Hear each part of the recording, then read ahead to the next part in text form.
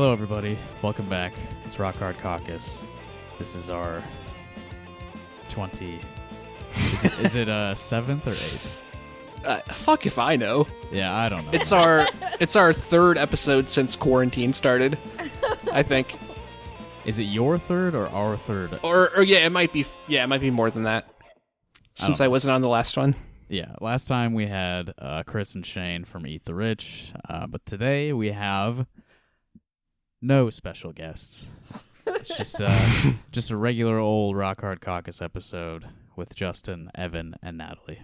Yep, and I'm pouring one out for Chuck. We miss you, bro. We miss you, Chuck. Rest in peace, Chuck. He's fine. He's fine. Die. Someday he will return to us. We look forward to it. So today we have some fun stories to present to our audience. We're going to talk about the news. Oh, boy. My favorite. I love the fucking news, especially right now. I'm going blind into all of this, by the way. I did not read anything you guys said.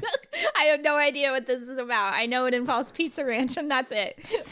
Yeah, so we're going to start off with a couple of recent news stories, and then I believe Evan has some investigative journalism. Yeah. An expose into fucking Pizza Ranch. Yeah, so look forward to that. We're going to kind of ramp up to it, and then we'll go all in on Pizza Ranch at the end.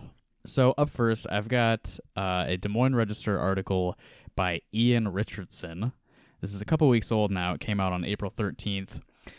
The headline is, Republican in Iowa's 2nd District primary calls for Islam's religious status to be revoked.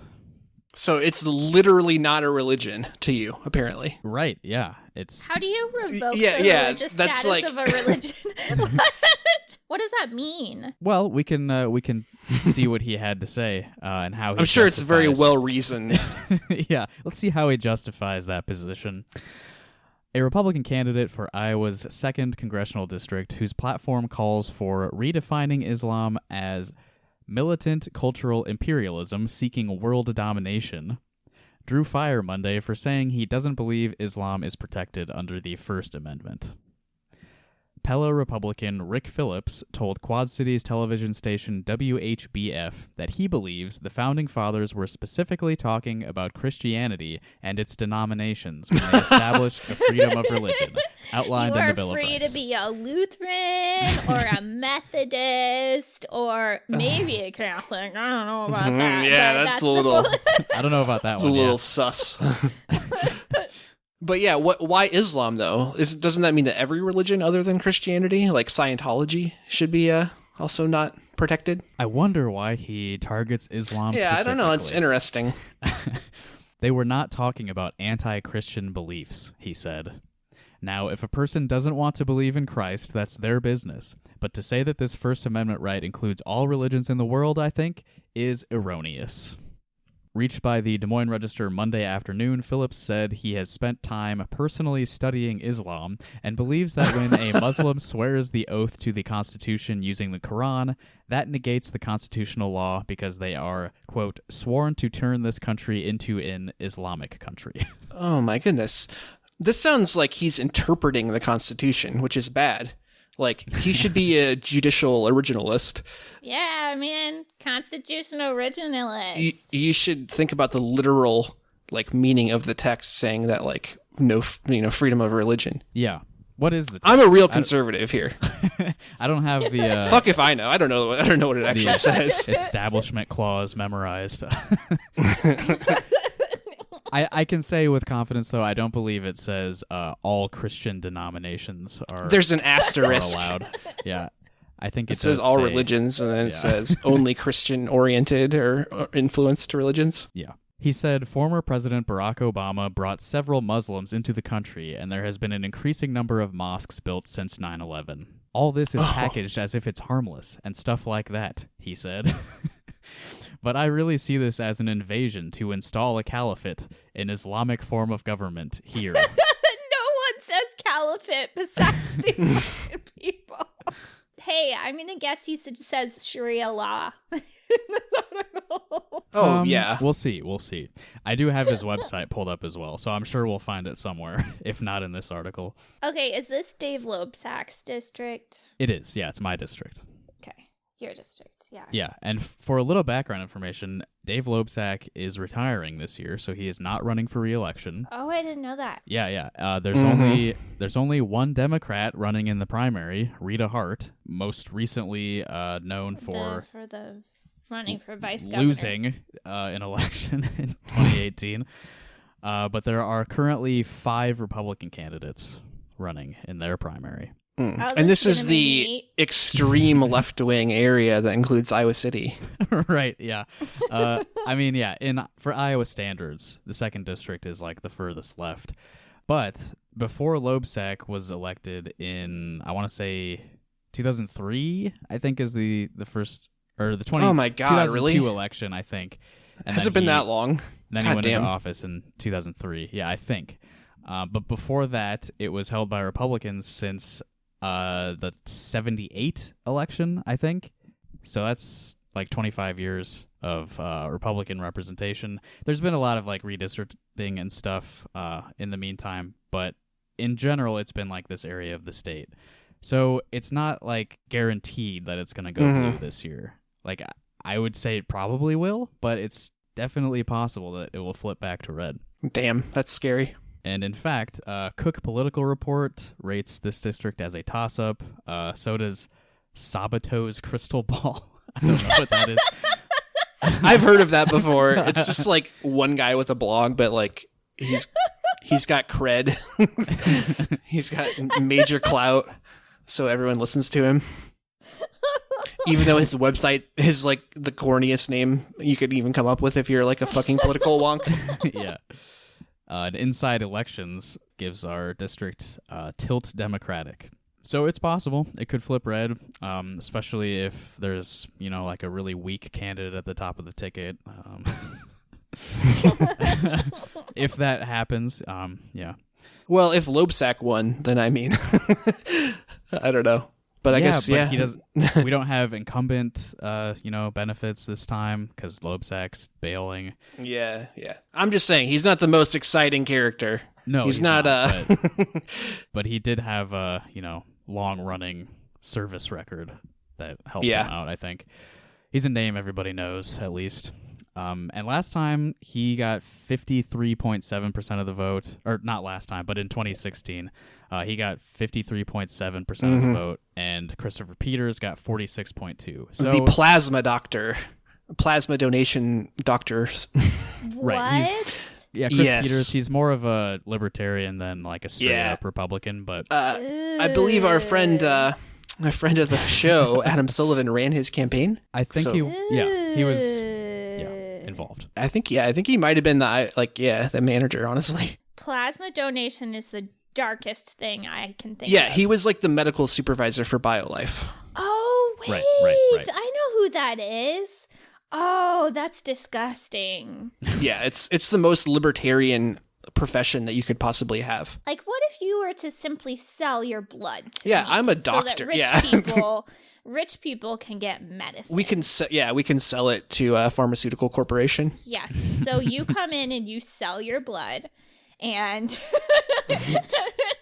like it's the darkest thing I can think of. I pledged the Hippocratic Oath, but I mean, this shit is pretty profitable. Fucked up. My only point bringing him up was that the last general election that we had here, it wasn't like particularly close, but it was like, within 7 points. So it's within the realm of possibility. If the Democratic nominee at the top of the ticket does poorly, it's totally possible that we could flip, which sucks. No way that is, though, because we have an exciting, vibrant non-rapist at the top of the ticket. I mean, we'll see how this plays out, but I would be a little bit surprised if it flipped. I mean, I would be too. I would be pretty surprised, actually. I mean, but I don't know, man. It's hard to say right now anything. Yeah, it's Fuck possible, elections. but I would also be surprised. Back to the article. both the Council on American Islamic Relations, a Muslim civil rights and advocacy group, and the Republican Party of Iowa have condemned Phillips' remarks. In a news release, Robert S. McCaw, Director of Government Affairs for CARE, that's the Council on American Islamic Relations, called on state and national Republican Party leadership to repudiate these Islamophobic, unconstitutional views. The Constitution must protect Americans of all faiths, he said. The kind of hatred and anti-American views promoted by Mr. Phillips places in danger both constitutional protections of religious freedoms and the safety of ordinary American Muslims. Republican Party of Iowa spokesman Aaron Britt said in an email that Phillips' comments are not reflective of the views of the Republican Party of Iowa. I don't know. Not out loud, maybe.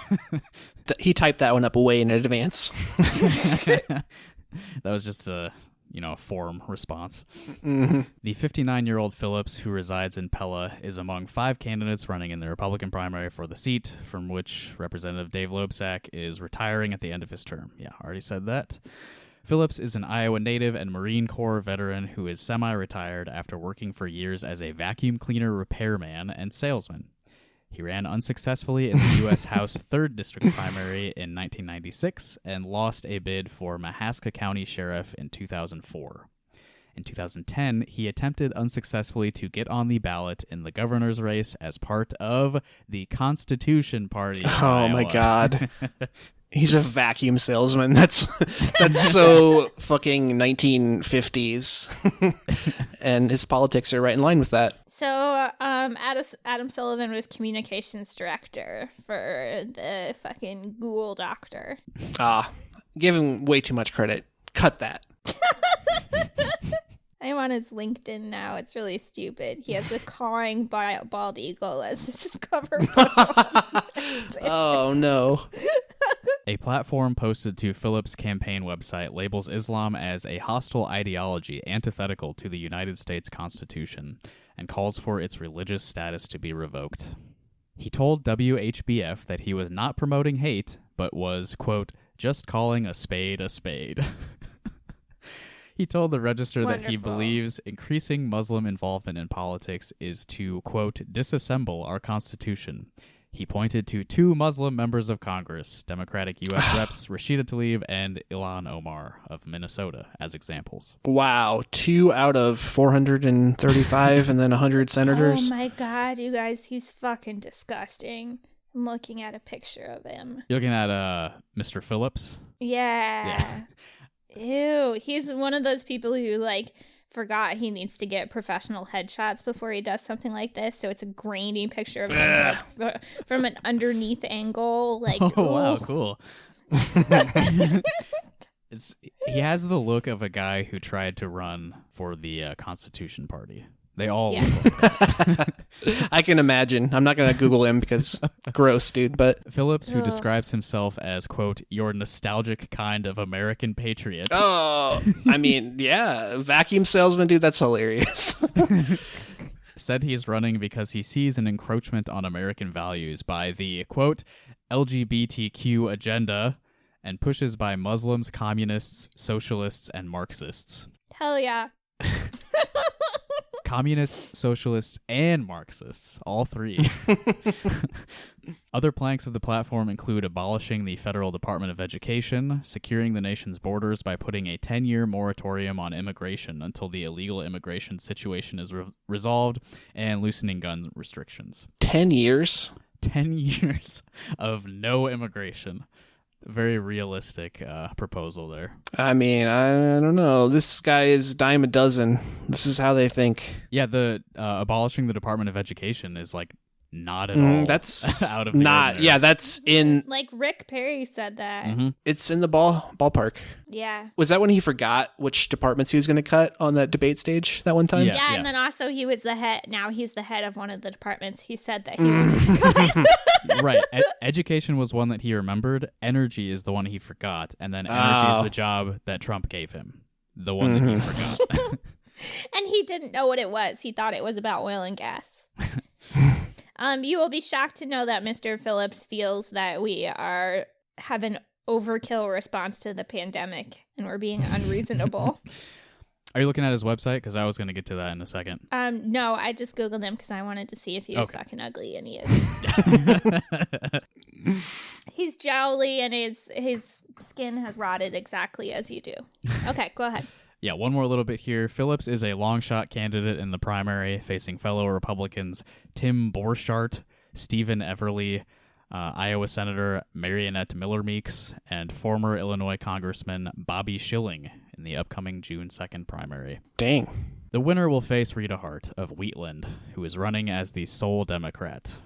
Not at all a warning sign that there's a competitive primary happening. And do we know Democrats... anything about her? I've never heard of her, to be entirely honest. Rita Hart? Yeah.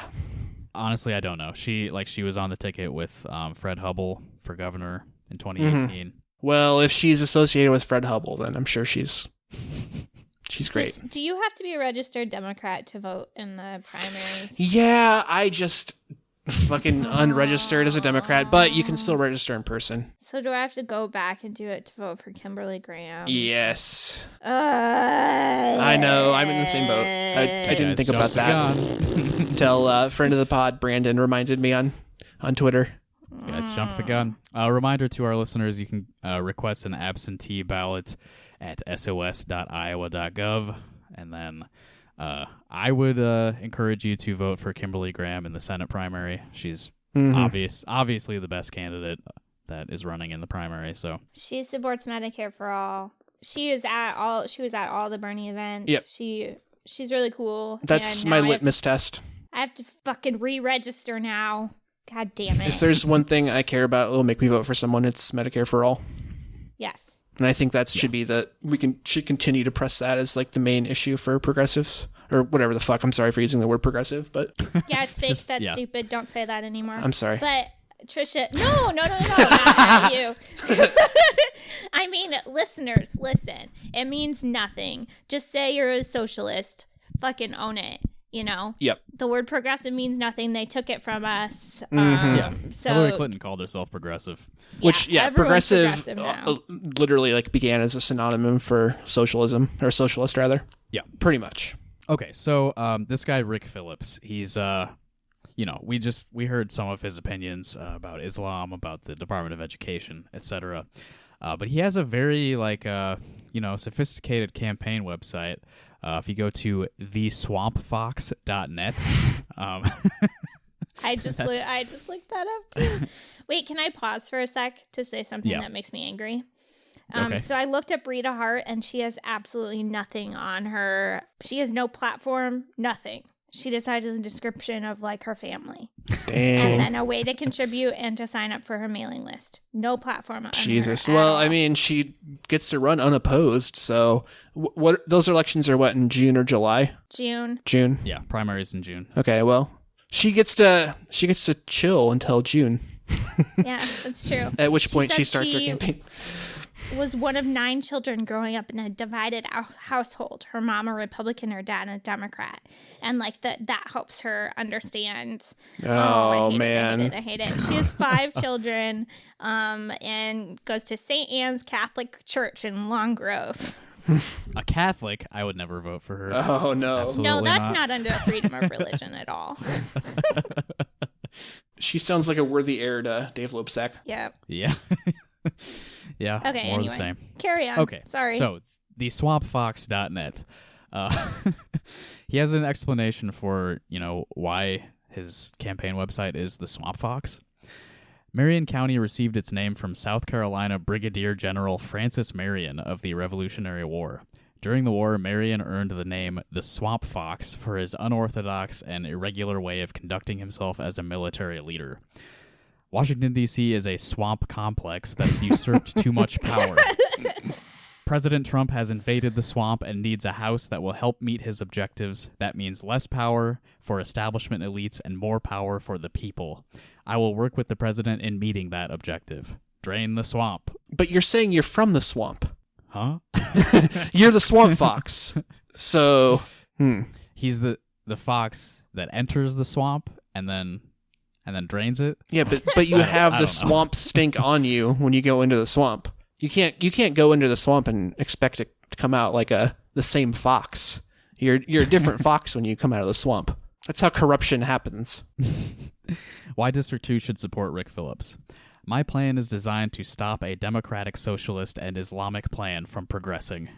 Let's quit wasting the minds of Iowa's youth to harmful anti-American indoctrination under the guise of education. Let's stop the flood of illegal aliens so we can teach what's here to assimilate with American values and provide a lawful means of protection and defense for our patriotic American citizens without criminalizing them. Here? Let me see. Let's stop the flood of illegal aliens so we can teach what's here. What? We can teach what's here to assimilate. Non-people. Yeah. Non-humans. Inanimate objects. Rick is not a professional politician. He's a lifelong resident and concerned citizen of Iowa. Just one of you. This guy's awesome. He's got a big Trump sign on his website, so we know where he stands. Here's a quote from Thomas Jefferson. Okay, he's got a simple 4-plank platform. Plank number 1, abolish the Federal Department of Education. That's number one. That's number one. Yeah, hell yeah. That's the first one. That's the most important priority. There's a picture here. He's got sort of like diagrams and stuff to visual aids for his platform. And this one says, who should control education, parents or government? So he's advocating homeschooling, I guess. Stop the influences of perversion, communist indoctrination, and Mohammedanism in our schools. Wow. Mohammedanism. Is that like supposed to be an own? Because like you can just say Islam, like your people will understand what you mean. Like what is the point of that? Nothing has ever indoctrinated me into American exceptionalism and capitalism harder than public school. So True. They should really be trying to, like, having taken, like, my entire public school experience, like, you know, really made me believe in it, and taking AP Econ. And I was just thinking about listening to when I was in 5th grade doing half the year unit on the fucking quote unquote explorers, which was really the, like, colonizers. Like, it's like... Yeah. You should want the schools to stay exactly as they are because, like, there's no communist ideology going on there. Absolutely. At least not in any school that I attended. Yeah. Well, I mean, you know, like, the right has exerted their influence over the public school system. Oh, yeah. In its current state. Even if they want to abolish it entirely, they have, like, control over all the textbooks and stuff. Infiltrated the Texas Board of Education so they could change Texas's standards for, what's allowed to be taught. And then all of these other states followed because Texas is so big and prints a lot of textbooks. Yeah, Texas is the biggest education system in the country, so pretty much everything that happens there happens everywhere. Yeah, so the publishers of those textbooks, because they're capitalists, decided to just go with what Texas printed, because why would they bother making 2 different versions of the same textbook? Right. Fucked. Swamp Fox plank number 2 is immigration law that works for Americans and secure borders. Next to this is a picture. It's the moon and the star, you know, the Islam symbol, with a big no circle with a slash over it. Big red no Islam. So, you know, just straight up racist, basically. Powerful symbolism. No identification proving residence equals no voting in American elections. So we got some voter ID stuff going on. You already got your way, dude. Again, these people have everything going their way, and it's still not enough because, like, any sort of threat to the establishment is, like, existential to them. Swamp Fox plank number 3. The Second Amendment is our right. We got a couple pictures of Revolutionary War stuff here, and a link to the Brownells website. Shop Brownells, Iowa-based online gun store. Just an advertisement for a gun store on my campaign website. That's normal. I worked in a bookbindery that made Brownells catalogs, and so I spent like an entire summer like putting their catalogs into boxes at the end of the assembly line, or at the end of the bookbinder. Yeah. It sucked. All right, I think this is probably the most important plank.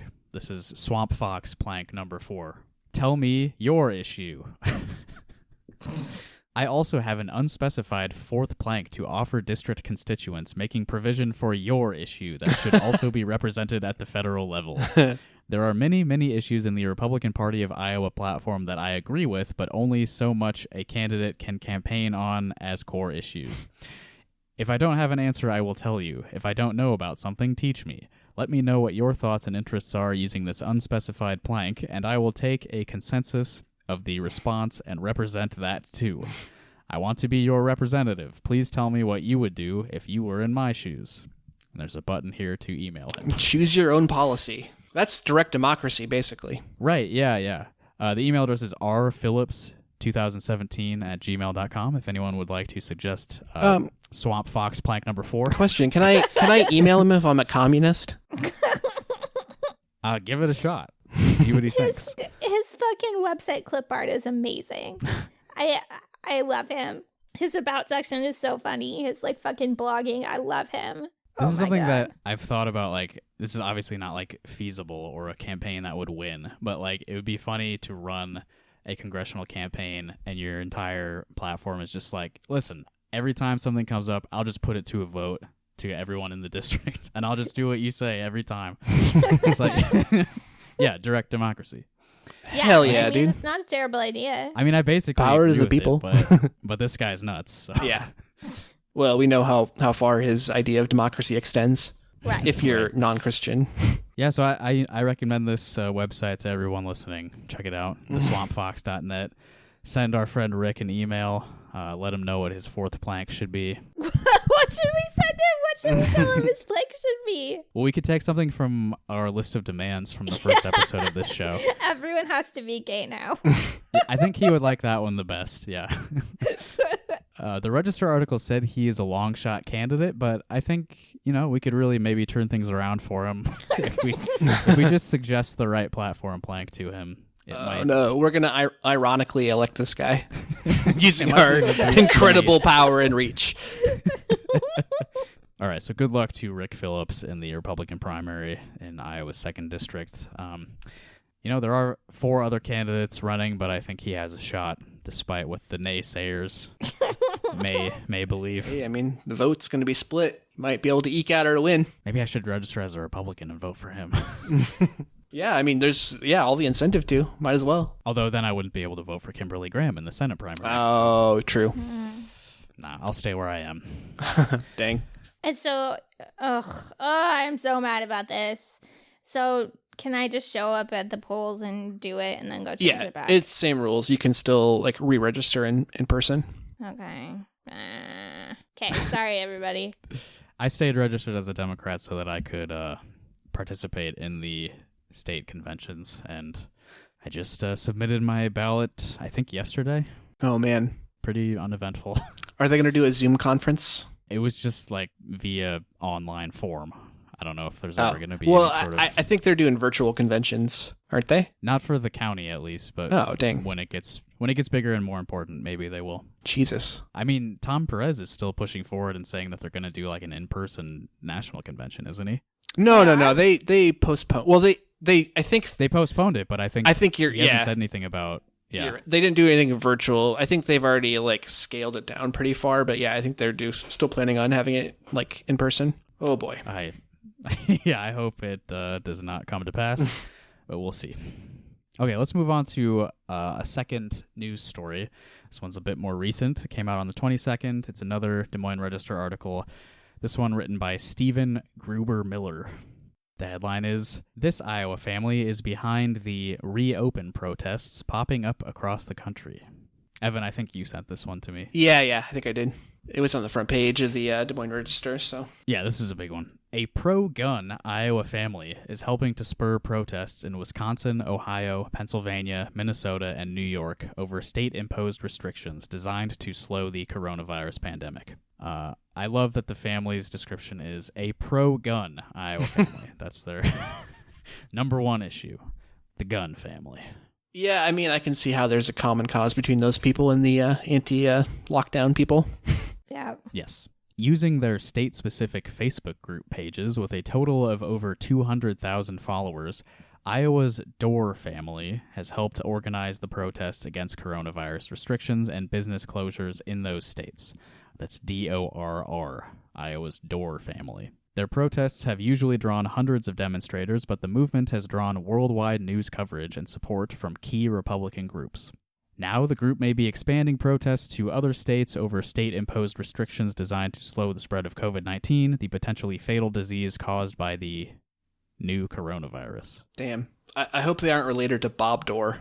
Right, he's a radio legend. Yeah, he rules. So... Public health officials have urged people to stay at home to prevent further spread of the virus, a measure that has also had dire economic impacts on Americans. I love how general this article is. Like, people are not aware of this. Aaron Dorr, executive director of Iowa Gun Owners, and several of his brothers created Facebook groups to organize the protests in those states and elsewhere. The Dorr brothers, Chris, Ben, Aaron, and Matthew, like the Gospels. Yeah, those are some American-ass names.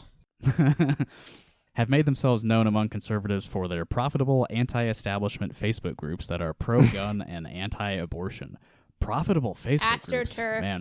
Yeah, these guys have figured things out. If you build it, they will come. If you build the shitty Facebook page, people who have shitty opinions will come. No, it's all AstroTurf. Oh yeah, I'm It's sure. fun- I'm it's sure funded. they probably start it with a bunch of bots to begin with, and then Yeah, and it's a bunch of Coke money that they funnel into. I mean, it's fake. Yeah. Like, it's like, this is actually like legitimately true that it's like, it's funded by the same Tea Party people. I believe it. Their anti-quarantine pages were developed with the same private registrar, according to an NBC analysis, and the brothers are reportedly listed as administrators on those state-specific anti-quarantine pages.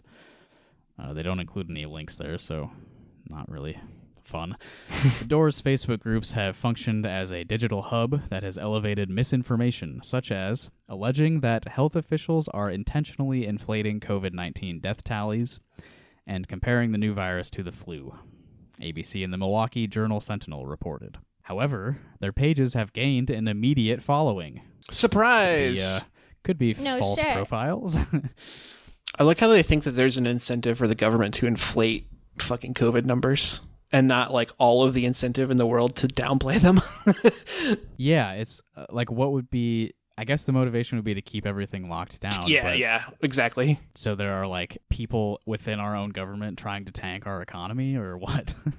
Yeah, so that they can sell it to China. The Chinese. Not like that already happened or anything.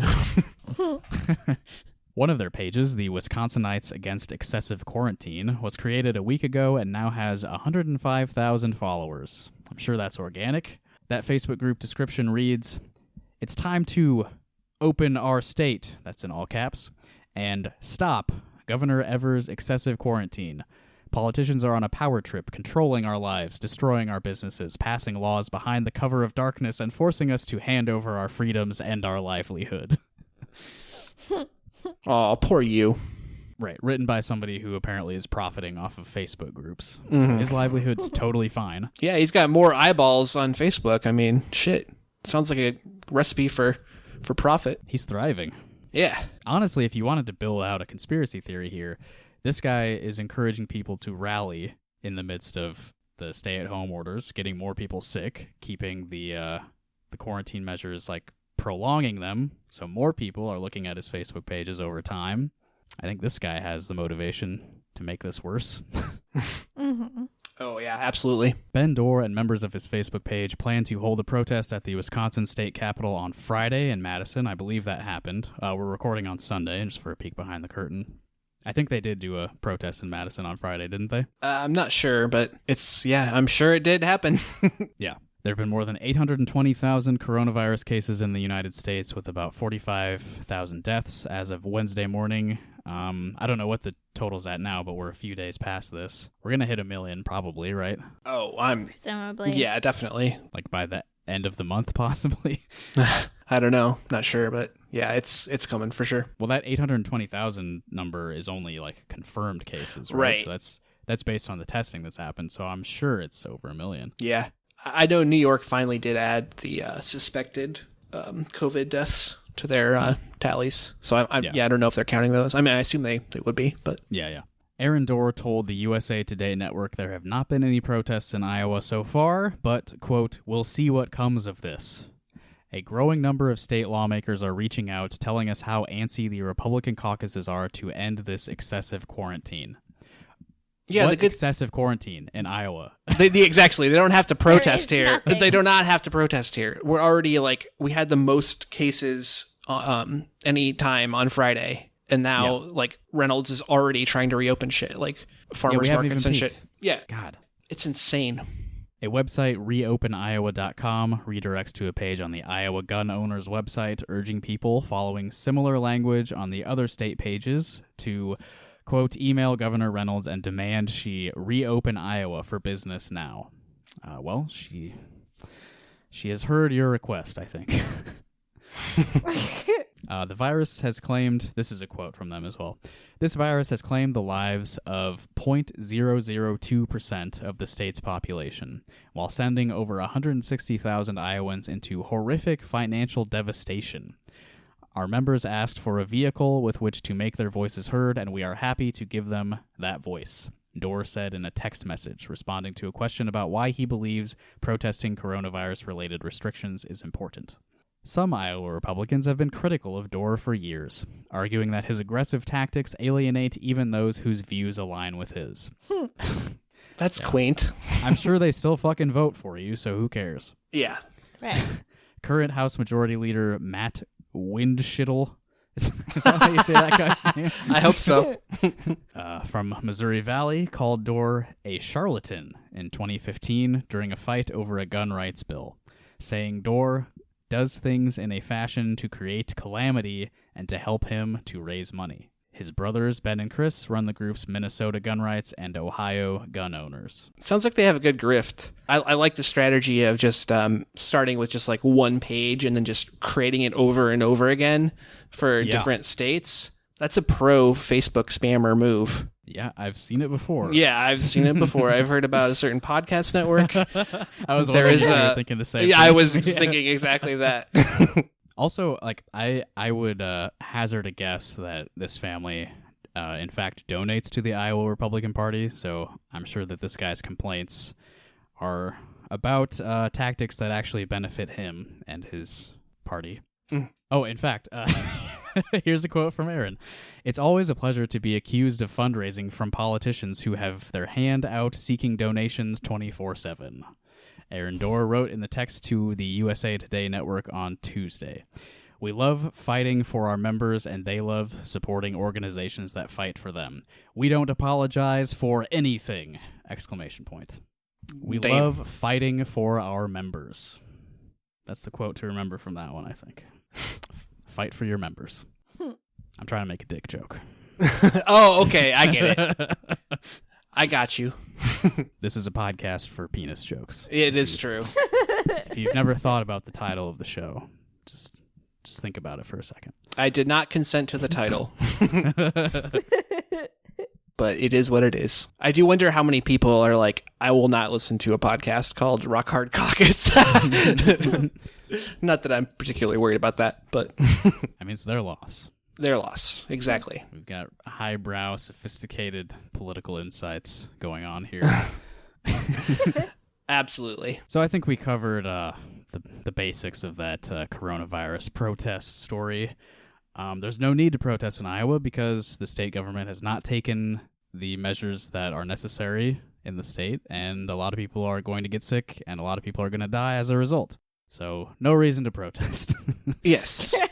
Our extremely pro-life government. There is a reason to pray, though. Gotta pray. Did you guys pray on the day of prayer? Oh, I forgot. Can I do it now? Is it too late? I forgot. If I pray now, will it have the same effect, or was it Nope. like it had to be everyone combined at the same time? It had to be everyone combined at the same time. That's what failed. We had to send your prayers up to the good Lord together at exactly the same day. What was the goal? I don't fucking know. It's clear that we failed, though. Yeah. Yeah. I was expecting the world to magically become a better place, but turns out it's actually worse. Yeah, we've been gradually, I think, descending. Yeah. So y'all motherfuckers like Pizza Ranch? I love Pizza Ranch, dude. Can we take a moment and talk about how good their fucking buffet is? Okay, so you think the Pizza Ranch buffet is good?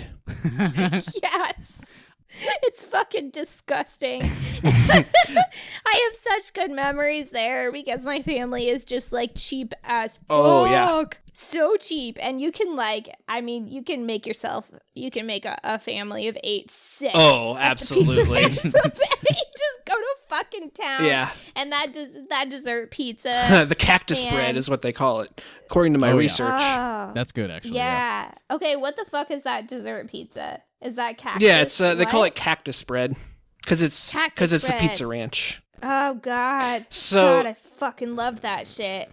I need to tell you how much I love it before you tell me why I can never go again. Dessert pizza, yeah, it's great. I was raised on Pizza Hut buffet on Sundays. They only offered it on Sundays, but like Pizza Hut buffet, that was the shit back in the day, and like it doesn't exist anymore. Yeah, I mean, there's barely any Pizza Huts where you can even like sit inside anymore. Yeah, there's very few anymore. But Pizza Ranch is definitely a step below that, but I'd say it's a step. It's disgusting. It's a step above Cece's. So Yeah, I mean, agree. it horrifies me to think of. It was just like if we were going to go to a restaurant. We were a family of 8, so it had to be the cheapest way you could get the largest amount of food. Oh yeah. Shoveled into a bunch of kids. Yeah. The fucking like garnishes and sneeze guard, and I just like have such and the like fucking tacky decor and like. Man, I just love Pizza Ranch. I haven't added in 10 years. When my grandparents were alive, and I'm originally from Washington, Iowa, when they were alive, like they died pretty recently, but when they were still alive, whenever we would gather to meet in Washington, we would always meet at the Pizza Ranch. And that's kind of the thing. Like, they always have like a side room that you can rent out for like $20 or something. Yeah. Mm-hmm. Yeah, we'll get into it. Yeah, so I know I can never eat there again after this, so I just want to say how much I love it before we get started, and I feel like deep shame about it. Can you carry out those fucking dessert pizzas? I mean, I'm sure you could. Yeah. If I called it, I'm gonna call right now before you tell me all the bad stuff about Pizza Ranch, so I can get one last dessert pizza. Actually, since we're talking about pizza buffets, I never get this opportunity, so I'm going to shout something out. We've alluded to this before, but I spent a few years as a child living in Nebraska. I think I'm the only member of the show who has ever lived outside of Iowa. Is that right? I think that's true. Yeah, that's for me at least. Yeah, I mean, I'm pretty sure. Yeah. So when I was growing up in Lincoln, we also went to buffets very frequently for the same reasons Natalie was saying. Family with not a lot of money, you can get a whole bunch of food for cheap, so we went to buffets a lot. Mm-hmm. I want to shout out a Lincoln, Nebraska staple, Valentino's. That's a quality buffet. So if anybody who listens to the show ever visits and you are wanting a buffet, check out Valentino's. It gets the Justin Comer seal of approval. You're advertising for a Nebraska restaurant? Yeah. This is a real betrayal of the show, but yes. This is a violation. We're going to have to kick you off. You're not host anymore. Buffets are disgusting. Buffets are always disgusting. So, but listen, what kind of food is Valentino's? It's largely the same as like a Pizza Ranch. Just like a pizza buffet. Italian focus, but also just like a little bit of everything. Okay. I'll go there. Hey, do you guys remember Ryan's? Oh, yeah, Ryan's Steakhouse. Dude, are buffets even going to be a thing after the coronavirus? Oh, yeah, I don't know. Hopefully not. Rest in It's peace, so Golden gross. Corral. That Ryan's Steakhouse. Oh, my God, dude. Yeah, I grew up pretty poor, so buffets were definitely a staple. Yeah. All right, so since I've violated the rules of the show, I'm no longer the host. Evan, I'm going to take over as host. All right, so I found some more information about the origins of Pizza Ranch on a listicle advertisement called 13 Facts About Pizza Ranch that will have you saying yeehaw. On some blog called Taste of Home, which I'm sure is just some fucking content farm bullshit. Yeah. But anyway, Pizza Ranch was founded by Adrie Gronewig at age 19 in Hull, Iowa. His dad apparently signed a bank loan for him at 18% interest, which is pretty steep. Yeah, jeez. His parents came up with the Western idea, and they have 200 locations in over 14 states, including like over 70 in Iowa. Jeez. Yeah. I didn't realize they were that widespread. Yeah, they are starting to branch out into the South, I guess. But they are an explicitly Christian organization, and their purpose is to glorify God by impacting the world. And they host fundraising events for schools, churches, and emergency services.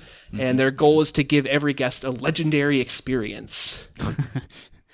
I'd say their goal is to make you as full for as little money as possible. Yeah, exactly. Like, just make yourself throw up on pizza for the cheapest amount possible. Yeah. I'd call that a legendary experience. Yeah, it's pretty legendary. True. Oh my God, there's one so close to me. I was going to look. I haven't seen one in Des Moines. It's not really a Des Moines kind of restaurant. But I'm sure there are. Is one. Yeah. Do you want to go to Pizza Ranch with me, Evan? After the quarantine, sure. Absolutely. Well, wait. We'll see. So Pizza Ranch is like ubiquitous in every small town, like we said. And so it kind of became associated with the Iowa caucuses because Mike Huckabee himself, this is from a USA Today article from 2015 before the 2016 primaries. Mike Huckabee said that he largely won it because of Pizza Ranches all over the state. He created the Pizza Ranch strategy, and a lot of people have copied it since then. His 2008 campaign manager said the people who go to a Pizza Ranch or go through the buffet with their families were Mike Huckabee-type voters. They have little side rooms, like I said, that you can rent out. They talked to some of his campaign managers. He says, you get a couple pizzas in one of those side rooms, you might get a little action. And Eric Wilson, a longtime campaign operative, says, I remember Mount Pleasant, good Lord, every stop in the Northwest. Typically, if I had the Pizza Ranch option, I was using it. So these are some serious, hardcore political operatives who are just like plotting their plan for domination over the country, like in one Pizza Ranch side room at a time. Yeah, they like Pizza Ranch is like the number one venue for their events. It sounds like people are sucking dick in the side room. That's what I'm hearing. Well, they're using the side room for high rollers. In 2012, the trend broke open. Michelle Bachmann spoke at 20 Pizza Ranches within 12 days. I forgot that crazy bitch. What up, Michelle Bachmann? 20 Pizza Ranches in 12 days. Damn. The day before Santorum edged out Mitt Romney, he spoke at 3 Pizza Ranches. And at one of those Pizza Ranches, they named a salad after him, the Santorum salad, which, if you know the dictionary definition of Santorum, that is not a salad that you're going to want to order when you go to that Pizza Ranch. Yeah. This article is from 2012, but 2016, Trump made one appearance at a Pizza Ranch, but that was enough to earn him the endorsement of Adri Grunewig, the Oh, he didn't need to show up founder. at all. He was racist as fuck. Yeah.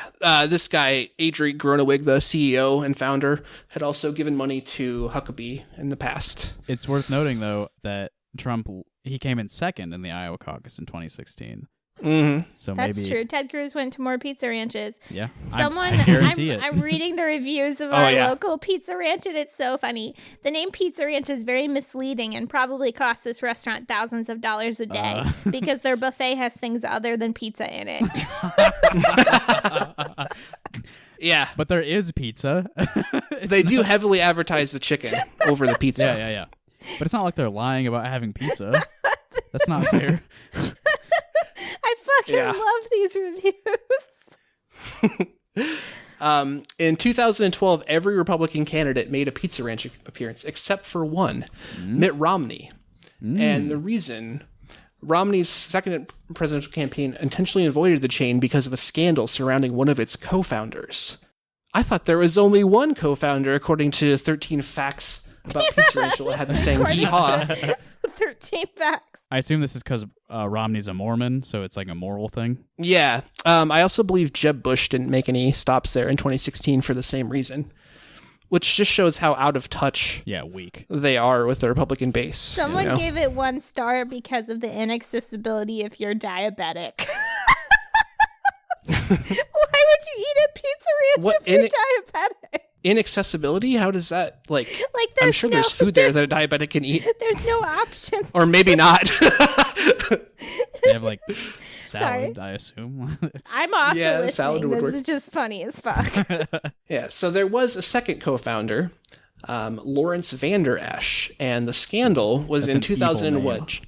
Evander Esch, yeah.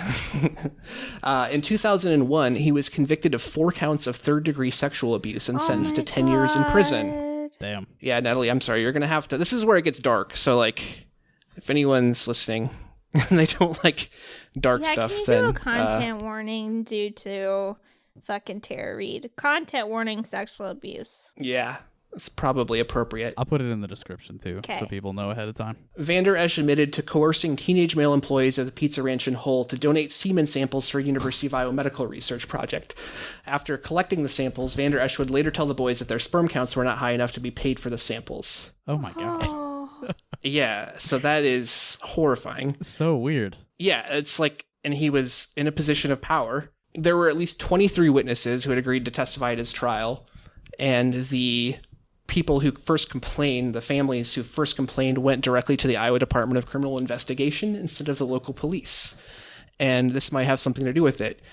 Before he turned himself in, Vander Esch resigned from Pizza Ranch, resigned as the chairman of the Sioux County Republican Party, resigned as the Sioux County Jail Committee Oh my God. board, and resigned as Hull City Councilman. So this is a guy who is like heavily involved in Republican politics in this county, which is like Steve King County, like 80% Republican. Yeah, the Republican Party is very powerful over there. Yeah, there's no way a Democrat would even have a chance of winning in any of these races. So that puts the Pizza Ranch was founded in 1981, which means that he was 34 at the time. Adri Gernoweg was 19. And also, at the time, in 1981, I don't know what business he was involved in, but he actually Vander Esch had already been serving as the Sioux County Republican chairman for 5 years. Okay. So, like, he had become the chairman of the Iowa Republican Party in this extremely pro-Republican state, or county, at, like, late 20s. Yeah. Oh my God. Think of all the people he had access to. Yeah, like I said, 23 people had already testified, or had agreed to testify against him, which he pled out. Yeah. And like I said, 10 years. And I found a connected case to this from iowacoldcases.org Really? in 1982. Wow. Yeah, so this is a little bit more into the kind of corruption and shit. But his cousin Darwin Vander Esch, in 1982, which was 1 year after Pizza Ranch was founded, shot and killed his wife while she was playing with their 16-month-old son. Oh my God, dude. Like in their backyard. And they were both like 19, had just graduated from high school. Darwin's senior interview specifically mentioned that he loved to trap and hunt and that he had been hunting since like age 5. Yeah. The county attorney was like investigating the case with the Iowa Department of Criminal Investigation, but he was not provided police reports from the sheriff's office. So like no law enforcement reports made it to him. Darwin failed a polygraph test and they had a grand jury called, but then the grand jury records disappeared from the courthouse. Oh my God. And the county attorney who was investigating the case, like originally, he was like in the middle of an election year and he lost the Republican primary and then eventually lost his seat to the guy who went on to charge Larry Vander Esch with all the sexual abuse stuff. Right. But he never filed charges against Darwin because the police officers who were investigating the case had to work with the sheriff first. And guess who the sheriff was? Jim Schwiesow, who was in Lawrence Vander Esch's circle. So obviously he was Larry Lawrence was the chair of the Republican Party, and there is this Republican county sheriff who is investigating the murder of his cousin's wife. Larry is Darwin's cousin? Yeah. Okay, yeah. Darwin is Larry's cousin. Larry was one of the co-founders of Pizza Ranch, right? Yeah, Larry was the co-founder. Yeah, okay. The Republican Party guy who obviously like put a lot of money into it. And I mean, you can only make a guess about his relationship with Adri. Right. But, like, it's pretty fucking suspect given what we know about him. Mm-hmm. So, basically, there were cops who were trying to bring homicide charges against him. And, of course, they needed to cooperate with the sheriff to get that. But they said that they were retaliated against. Yeah. And there is a former elected official involved in the investigation said that we need whistleblower protection and meaningful First Amendment protection and a way to go to the Iowa Department of Criminal Investigation without going through the sheriff or the county attorney.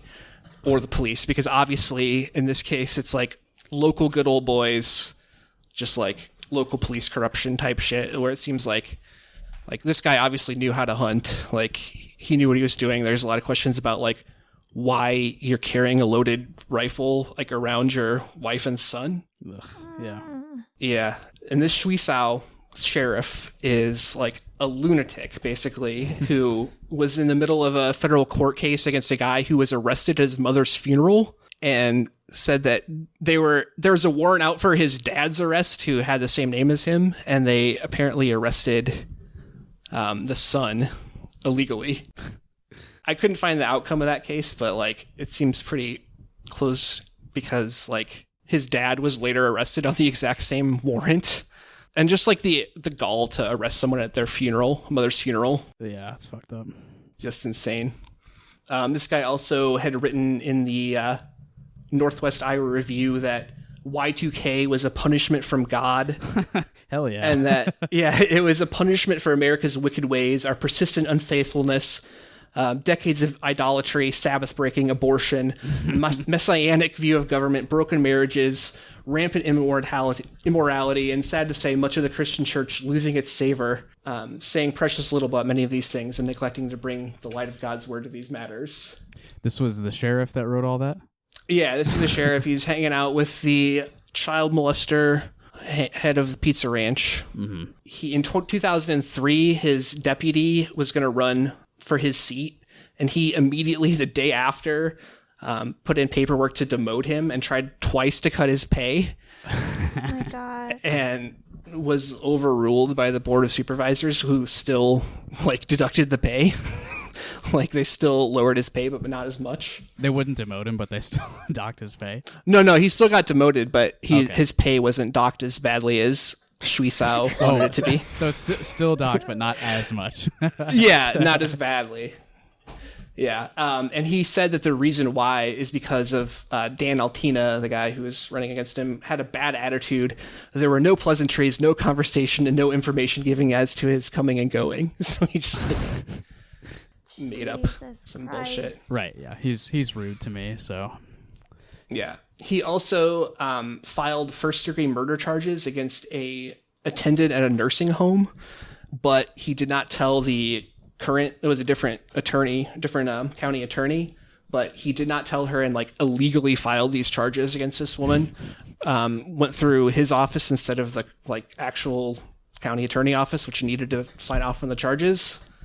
And then he refused to meet with the county attorney about it. And he went on to lose his seat to the guy who was his deputy, who he tried to demote. Nice. Good job, deputy. Yeah, I guess that's good. Yeah. And then the original attorney, Harold Postma, the guy who was investigating the case with Darwin Van Der Esch killing his wife, he said that after he had left the state that county officials like repeatedly changed his driving records to force him into court to come back to the state and like fuck with him. Oh my gosh. Like in retaliation for trying to investigate. Like, well, he cooperated with the Iowa criminal or cold case review, but he said that he still like fears for his loved one's safety. Still. And yeah, still.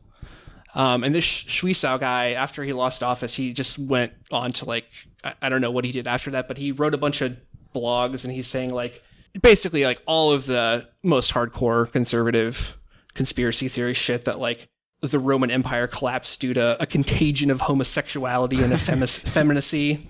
How long ago did he lose his seat? 2004 was when he lost his seat. Okay. Is he still around? Is he like still posting or? He is dead now, okay. But you can find some of his blog postings. Nice. He also said that he believed that Abraham Lincoln was the biggest American tyrant to ever live, and that Obama was a similar kind of dictator, and like all this shit about how like Obama like hated Israel. You know, just like pretty standard, yeah. Like super far right, like Christian fundamentalist shit. Like Obama's Muslim, blah blah blah. And he also waged a 2012 write-in campaign to get his county sheriff seat back, and he lost. The times moved on, so this insane shit that flew in the 80s did not fly in 2000s or 2010. Oh. And then he just died last year. Rest in peace. Yeah. And so Darwin, the actual guy who had killed his wife, Yeah. he went on to move west and set up 2 different companies that were like guide and outfitting companies for big game hunts. So he like took people out on hunts and then like put up pictures of like dead brown bears and polar bears and like wolves and shit that people had hunted. Like, and he helped them kill, which is like the most in touch thing to do if you like just killed your wife. Right, yeah, like with a gun. Everyone knows what you did with the gun, yeah. I mean, it makes sense that he would move away, obviously. But I was afraid you were going to say he was putting up pictures of dead relatives. No, not quite. Pretty much. I mean, that's like so on the nose. Like, what the fuck, man? Mm-hmm. But good news is that he apparently had gotten his license from the Alaska Department of Commerce, Community, and Economic Development Division of Corporations and Business and Professional Licensing for Big Game Commercial Services Board. And so what state was he operating in? Alaska and Idaho. So he had like 2 different businesses that he ran with another guy who took over after he lost his license for lying, I assume, about killing his wife. Yeah. I would guess. Like, it doesn't say for certain, but he was found guilty of getting his license through fraud, deceit, or misrepresentation. Right. So he lied about his criminal record, I assume. I'm guessing, even though he was never charged. Like, they never charged him. There was like a bunch of detectives, like I said, who had assumed that it was a homicide, and like it seems pretty suspect. Mm-hmm. And so, final thing was that Larry Vander Esch, the actual Pizza Ranch co-founder who had molested all those boys, was actually released in 2006 because the Iowa Supreme Court ruled that if a defendant deceives a victim in order to get consent and perform a sex act when the real purpose is for sexual gratification, that consent is valid and doesn't constitute sexual abuse, which like seems like the most insane shit ever. Can you read that again? Yeah. It says, if a defendant deceives a victim in order to get consent to perform a sex act when the real purpose is for sexual gratification, that consent is valid and doesn't constitute sexual abuse. Which what? I looked up the court ruling, and it was like a case where someone had raped a woman and she thought it was her boyfriend or something. It was like a literally like Revenge of the Nerds situation, which is also rape. Yeah. I'm sure everyone knows at this point. Yeah. But like, I cannot believe that. So like, this ruling was in 2006, and Larry Lawrence Vander Esch got out like later that year. So the idea is if you consent to sex and it's not the same person, what? If you receive consent by deceit, basically, then it's still valid consent. Right. So if you lie in order to get consent, which is like, that's insane. I don't know if there's been any other rulings or anything since then.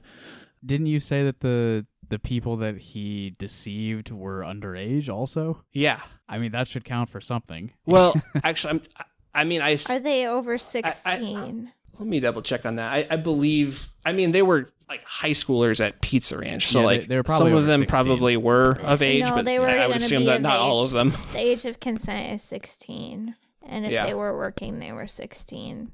So they're still kids, but... Oh, you can work at 14, though, in Iowa. Yeah. I started working at 14. I started working at 15, but it was under the table. So, yeah, I apparently uncovered a bunch of corruption within the... I assume that in the case of them, like, charging Lawrence... Like I said, the same guy who beat the county attorney who was originally going to prosecute the case against Darwin, I assume had his hand twisted, or his arm twisted into... Well, there's 23 witnesses or whatever, so, I'm sure they couldn't plausibly, not charge him. But apparently also, like I said, literally had, grand jury records disappear. The sheriff's office never provided records of, law enforcement officials. They, intentionally botched the case to protect this guy because he was, family connection with the fucking Pizza Ranch owner, who also happened to be a fucking pedophile. So, don't go to Pizza Ranch. It's got some dark shit behind it. You might be fooled by their chicken in their Western theme. You started this off saying that this was the reason that Mitt Romney did not go to a Pizza Ranch, correct? I am. All right, well, I am props to Mitt uninviting Romney. you to the Pizza Ranch on 86th and Urbandale, Evan. I'm sorry. Yeah. I've only been to Pizza Ranch like 3 or 4 times, and those, like I said, were for my family gatherings. So I don't have any plans to go back, but it is very insane that, I mean, the fact that it's so closely tied in with Republican politics in this state, Is that and that it insane? has that dark Is of a that history. Insane? You're right. It's not. Pretty sure that's the entire Republican Party and half the Democrats. Did you see that the ice cream thing with Joe Biden is tied in with Jeffrey Epstein? Is it though, or are people just messing around with that? No. Dead I don't serious, know the actual dude. connection, but Yeah, there is an actual connection. The I assumed there was a joke. the Jenny's place. I'll send it to you. Anyway. Ugh. Glad to know. So yeah, I don't know. I mean, it's good. Like I said, this article is on the IowaColdCases.org website.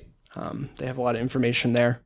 People still do care about this shit. Like, it's fucked. Like I said, the county attorney who was investigating the case, like, reluctantly agreed to participate with this article. And, like I said, yeah, like it's been retaliated against, like, or claimed to be retaliated against. Okay, quick note. It was Nancy Pelosi. The ice cream in her fridge comes from the Epstein-Wexner people. no, there's a Biden connection too, because his campaign has spent thousands of dollars Yeah. on the same ice cream brand. It's connected. Fucking no matter where you pull. If you pull Pizza Ranch, you pull fucking ice cream, it always ends up back at fucking pedophiles. Like, Yeah. Pizza Ranch does have ice cream too, but it's soft serve, so I don't know if it's the same. dude, fuck Pizza Ranch. I'm never going there. I'm so sorry that I invited you and also asked if their breakfast pizza was there for takeout. I'm just a little bit surprised that you like it that much. I mean, It's cheap. nostalgia. It's cheap. Yeah, exactly. It's just it's disgusting. It's just like what we were able to afford with so many kids growing up. So like when we went out to eat, that's what we did. So it's like a good memory or whatever. I haven't eaten it in 10 years. They have a prayer submission form on their website, so I would suggest going there and pray for Lawrence Vander Esch and his eternal soul. Guys, anyone who's listening to this, I understand that we only have like probably influence over a dozen people, but everyone go to their website and send in something and then post screenshots on Twitter, please. So this is on the cold case website. The cold case in question was Darwin's wife's death, correct? Yeah, Okay. Lisa Ann Vander Esch. Got it. And it's all cited. There's a bunch of like old newspaper articles that are all imaged on their website. So after Darwin dodged the charges, was there any further investigation in that case? No, there's no charges ever filed in the case. It just died because the county attorney who was prosecuting it got fucking bamboozled by the sheriff, dude. Yeah. Like they worked it. And like I said, the Schwiesau guy is like a fucking nutcase, like over the top. What's the fucking point? You know? In what? I don't know. I don't know. I'm real dark, guys. My uncle compared us being mean to Joe Biden to Emmett Till's death. So I'm not in a great spot. Yeah. Yeah. After I asked him, I told him 3 times that it was very triggering to me and he needed to get the fuck out of the thread. So Oh my God. This is on Facebook. So I now no longer have a Facebook. The summation of this. But You will be missed. everything is so bad. It's so bad. Tara Reid is telling the truth, and if you don't believe it, stop listening to the show. Oh, that is absolutely true. And that shit is fucked. And it's going to be a fucking tough fucking several months. Yeah. I doubt anyone listening to us feels any differently. But if you do, yeah, fuck you. Fuck you. Give us money, though. Now, then now don't that there's listen. hard evidence corroborating it, Yeah. there's no excuse for these people. Mm-hmm. They're still doing it, though. It's awful. I did want to mention one other thing about Pizza Ranch. Yeah. There was an article in Splinter, which rest in peace. R.I.P. Splinter. God. R.I.P. Splinter. But before the 2020 caucuses in March, they had a reporter, Hamilton Nolan, go out to Iowa and dine at Pizza Ranch for a week straight which Ew. like salute. Yeah, I respect it. But I'm personally offended by this article. Like I said, I think Splinter is a good website. Had some good articles and some important like alternative journalism, but they had some like pretty bad characterizations of Des Moines. They said Des Moines is a city that lives up to its reputation and nothing more. Even if you know intellectually that most Des Moines residents are not fresh-scrubbed, pink-cheeked, hardy Midwestern corn eaters with jobs in the insurance industry, you could be forgiven for believing it was so. Which I find that's like a personal attack. It's literally you. It's literally me down to the pink cheeks. Yeah, that's you. And it's fucking offensive. I don't like these stereotypes of Midwestern people, specifically Iowans. You're like, I don't think it's you're fair. like the picture when you pull up Midwesterner. There you are. Yeah, and I'm sorry, my company mostly does annuities, not life insurance, buddy. Excuse me, I do annuities. Also, he says, on the Sunday I arrived, there was a single Starbucks open downtown, and inside were all 43 of the city's yuppies. And that is a bald-faced lie. There are at least 10,000 yuppies in There's this so town. many yuppies. There's in Des Moines. probably like 25,000 yuppies. There There's are like so more many yuppies here. Less so in, well, okay, they are in downtown Des Moines, but they commuted there from West Des Moines or Ankeny or Waukee or Urbandale Yep, or Clive this or is Grimes. Yuppie Central. Fuck you if you don't think there's yuppies here. There are so many yuppies here, motherfucker. Yuppies are not like confined to the coasts. Right? It's Yeah. like, and this is like fucking gentrification central too, like downtown and stuff. Like we are not all Evan. However, he does go on to like slay Raygun and make fun of them a bunch, which is good. And then he talks to some DSA people. It's a very Splinter article, Oh, nice. I guess. Yeah. Okay, well that's good, I But- suppose. But He doesn't like Pizza Ranch. I think he's justified in that, but not in the slander of Midwestern citizens of Des Moines. I mean, like, fuck Pizza Ranch. And I wouldn't like Pizza Ranch if I went as an adult. It's just like when it's the only time you get to go out to a restaurant. It was that in IHOP. You just have really good associations with that. Because it's hard. It's really hard to feed a huge family for less than $100. Like, Yeah. Well, IHOP has free kids meals on a certain day, correct? exactly. So Yeah, guess yeah. who went with 2 adults and 6 kids? Yeah. Dang. That's exactly why we went to IHOP. This guy also says that he saw a Pizza Ranch branded suicide helpline flyer on the like corkboard outside the in the entrance. And apparently he talked to Andrew Yang at a Pizza Ranch. And this was like Yeah, who early. This was like didn't? March 2015. Yeah. So like Andrew Yang was like basically unknown at this point. Right. He was the only guy out there. Like he announced really early. Yeah, Excuse me, I don't appreciate the John Delaney erasure. that's true. John Delaney had them all beat. You're right. I think Yang was second though. Yeah, I'm sure he was. But he tried to bait Yang into saying something bad about Pizza Ranch, but Yang wouldn't do it, which is He's smart. Yeah. so Yang. He even said that he would consider bringing his kids back to Pizza Ranch for spring break. Okay. Yeah. I believe it. Yeah. He got his Rest in CNN peace, job, Andrew Yang. and he's living life now. I mean, he's been catching some heat for his controversial, cowardly takes about Joe Biden. Yeah. But again, he's got that CNN job, so he's doing well. Yeah, I mean, I wouldn't be surprised if he got a job in Joe Biden's administration, if that comes to pass. Right. There's a big hurdle to pass first. He'll be the director of Common Core math.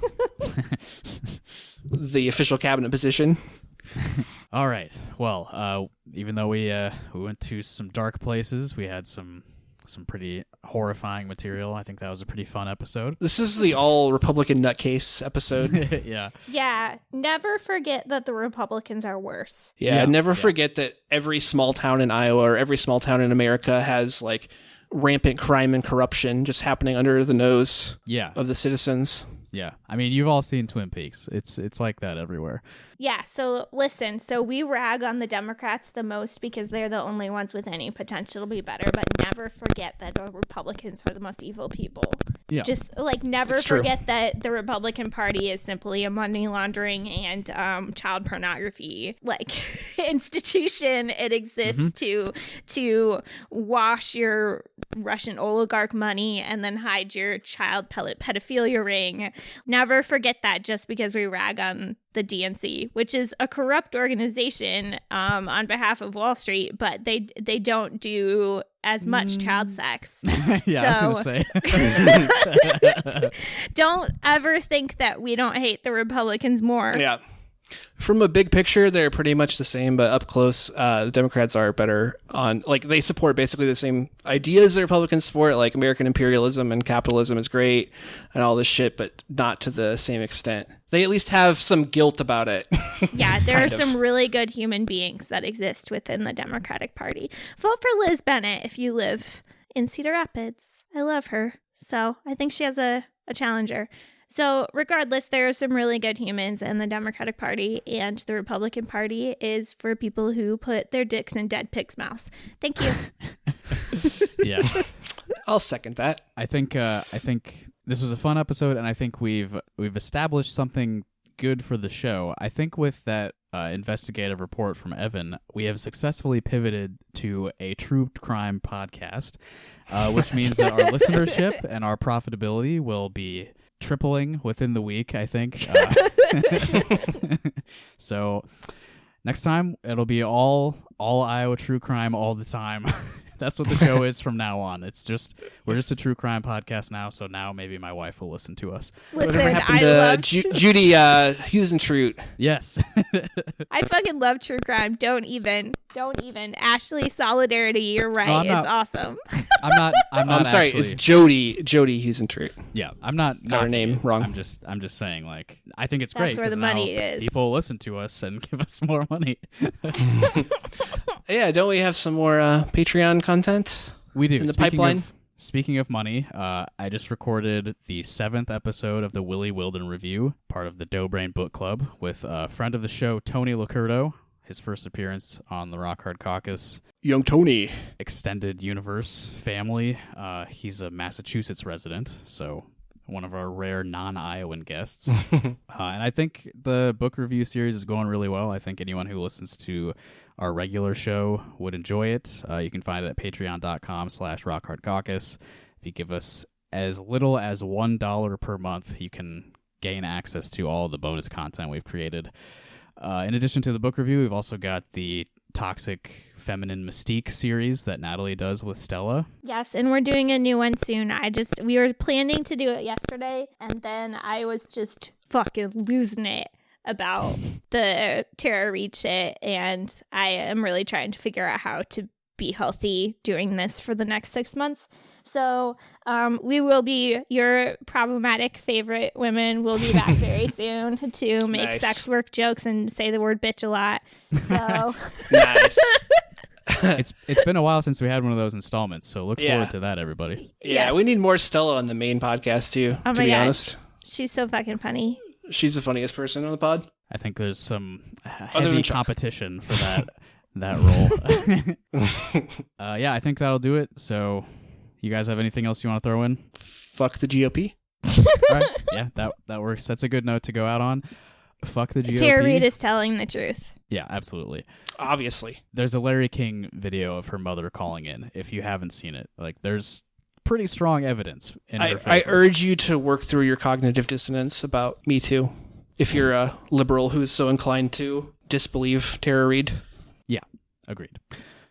But anyway, thanks everybody for listening to this installment of Rock Hard Caucus. We will see you next time. Goodbye. Bye. If you're getting mighty hungry, well, the best in the country is Pizza Ranch. You'll be feeling really great when you're filling up your plate at Pizza Ranch. 'Cause life tastes better down at Pizza Ranch. Pizza Ranch, a legend in the heartland. Pizza Ranch, come meet our friendly ranch hands. where life tastes better down at the Pizza Ranch.